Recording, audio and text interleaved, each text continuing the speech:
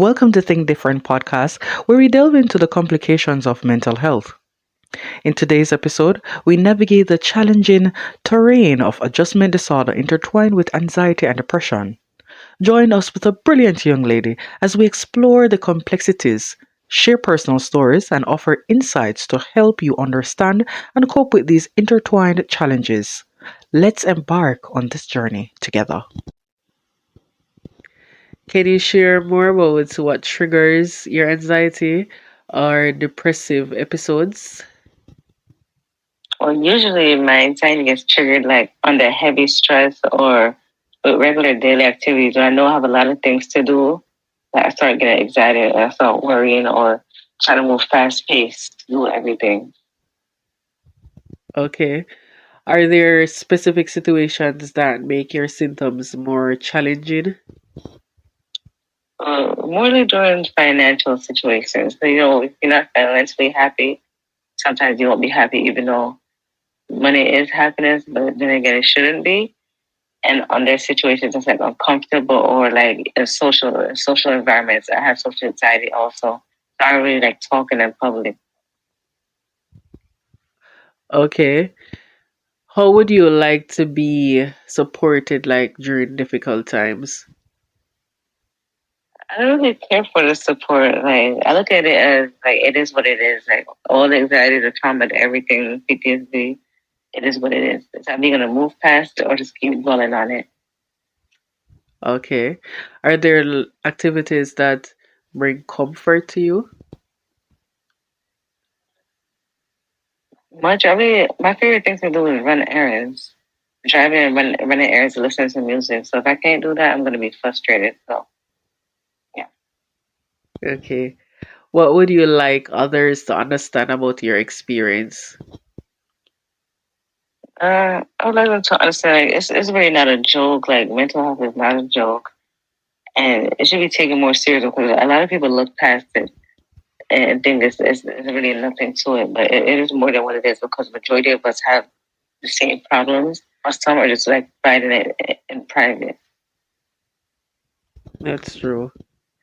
Have you identified any patterns in your thoughts or behaviors that contribute to your struggles?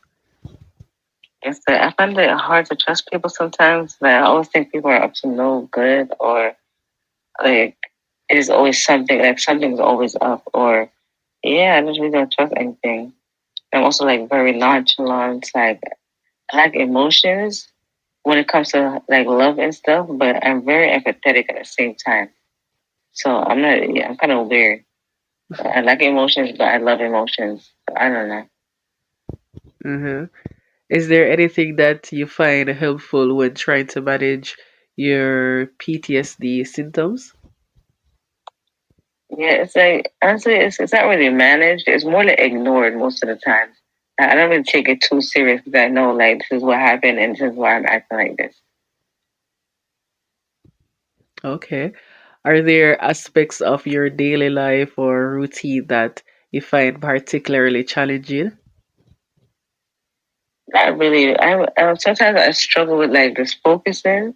But other than that, everything is fine. I just struggle to focus and like financial issues majority of times because of how expensive America is. That's the only challenges. So other than that, I'm completely fine. Okay. How can friends and family best support you on your journey? Um, they don't really need to really do any supporting because, like I said, I completely ignore it. So I don't really think about that. Like I have other stress factors during the day for it to completely tear my mind off the anxiety and the PTSD while actually having anxiety and PTSD throughout the day. Okay. So when it first was diagnosed, how did you feel about it, and did you go further into researching to have a better understanding about it? Yeah, I kind of went into further researching, but not too far. Like I searched up what does this mean, what does this mean, just I noticed how I feel. Certain things on here is how I feel sometimes, so that's how I got to understand it. Okay. But do you feel like it's just a phase at the moment that is something that you can actually grow past, or you think that you're going to always be dealing with this condition, throughout the rest of your life? I don't feel like it's a phase because like it will never go away. Like you just have to, but people ultimately make it seem like it is a phase, but it's really not. So it's more people make it seem like a phase, but it's not. It will never go away. It could go down. But sometimes you're right. Being lack of vitamins and lack of nutrition can also cause the stress factors in your gut to your brain.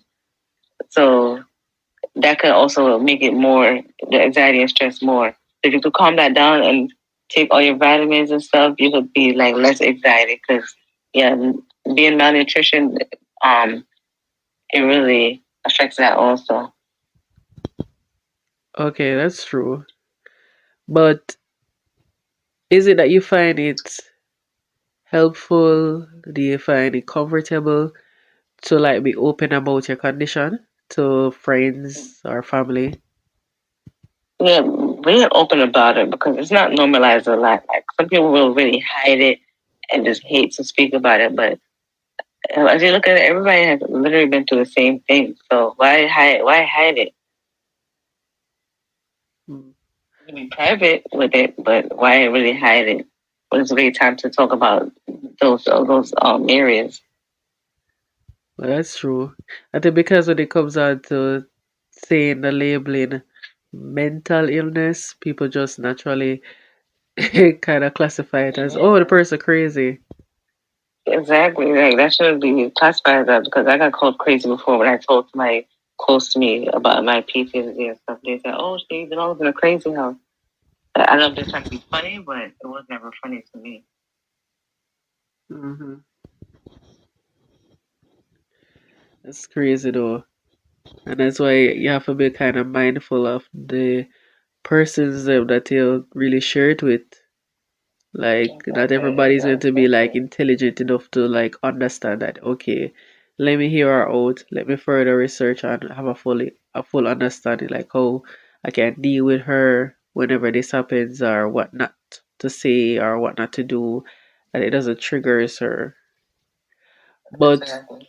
when it comes down to like relationships, how do you deal with all of that with the condition?